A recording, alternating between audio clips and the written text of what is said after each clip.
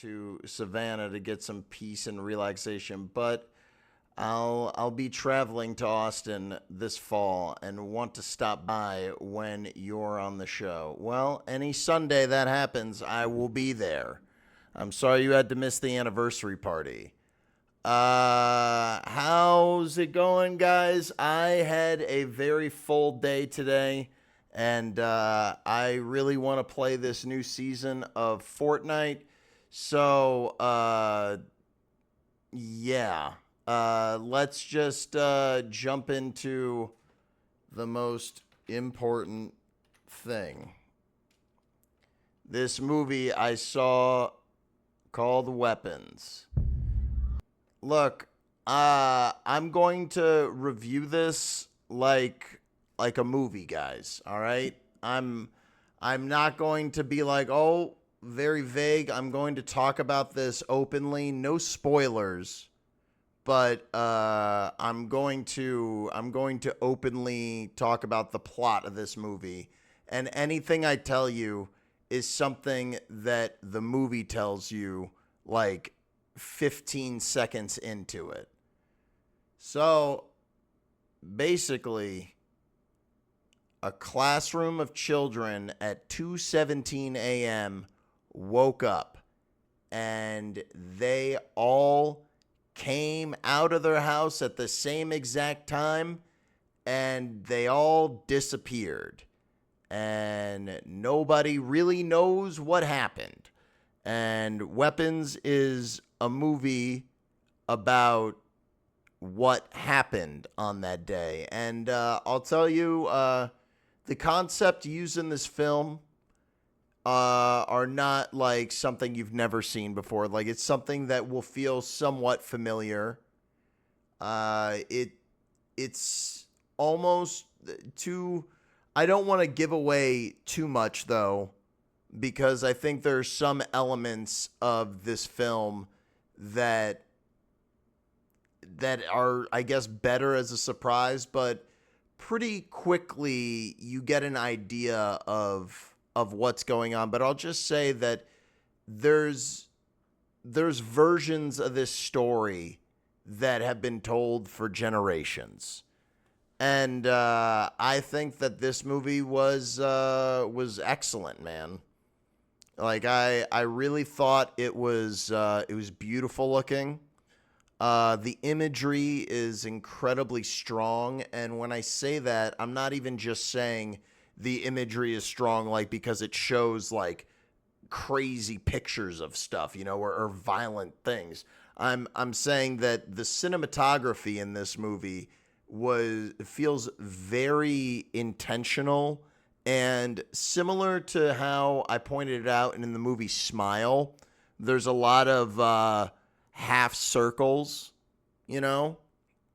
This movie has a lot of different shapes. Like, it's pretty classic for film, but in film school they teach you, yes, you take the frame and then you put frames inside of it. That automatically makes it genius.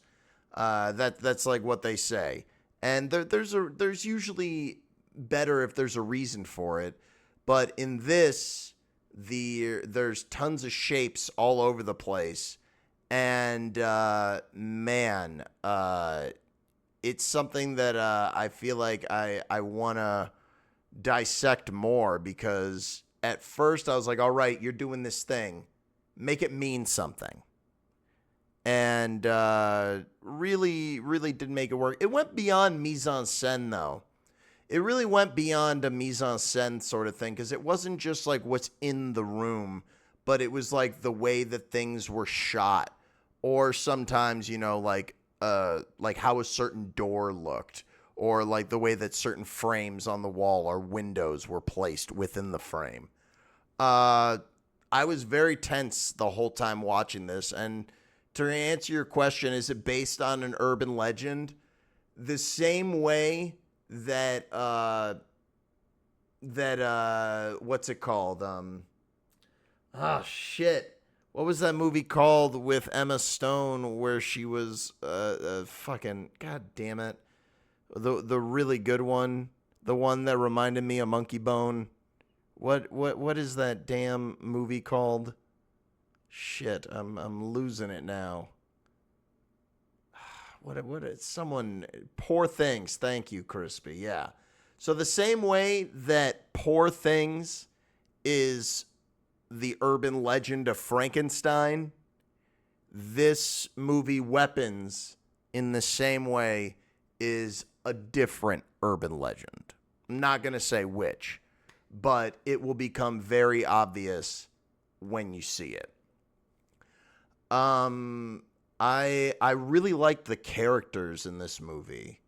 I think that what makes this movie so great is that the the characters are all pretty much they all have like bad things about them, you know?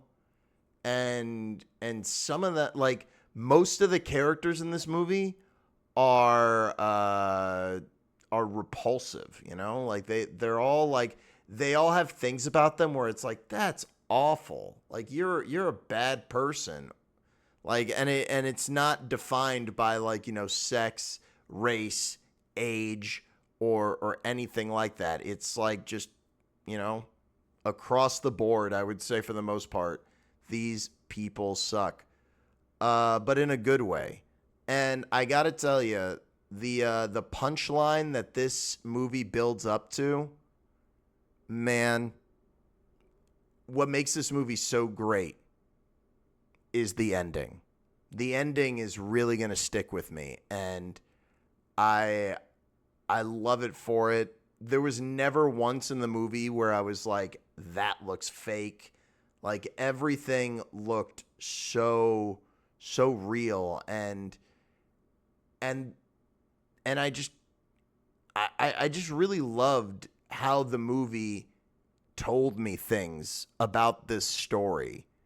And the end is like, it's not even a happy ending, man. It is very gray. And I think that this movie is a fucking phenomenal success. And there's things in it I don't get.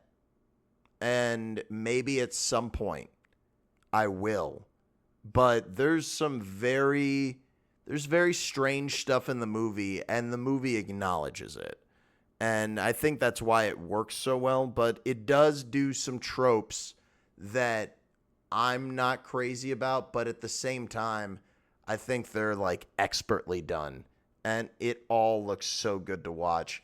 Man, this is what you hope for with a horror movie, you know? It's grounded, yet at the same time undeniably, like, there is an element of supernatural, you know, but it never amounts to like someone shooting lightning out of their hands, you know, or like or just like being just a lame special effect. It's so much more complicated than that. And I think that a lot of the things I loved about the movie Bring Her Back, I loved even more in this. And I did not feel like shit after watching Weapons. I felt really awesome. Like, I thought that it was like something really satisfying that it built up to. And man, the end of this movie might be the best end of a movie this year, dude. Very high full price, if not a Better Than Sex. Might be one of my favorite movies of the year.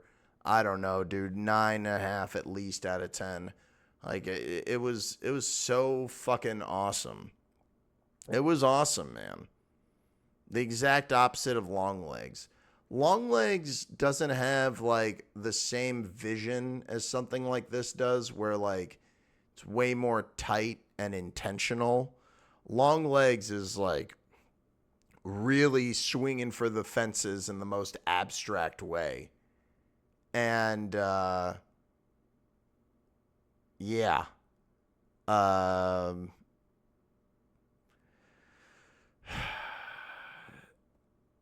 Yeah. Longlegs sucks. This movie is great. Uh there is moments of violence in it, and they're very effective. And there's some stuff in there that some people might see as plot holes, but I like when the movie doesn't overly explain everything to me. And yeah.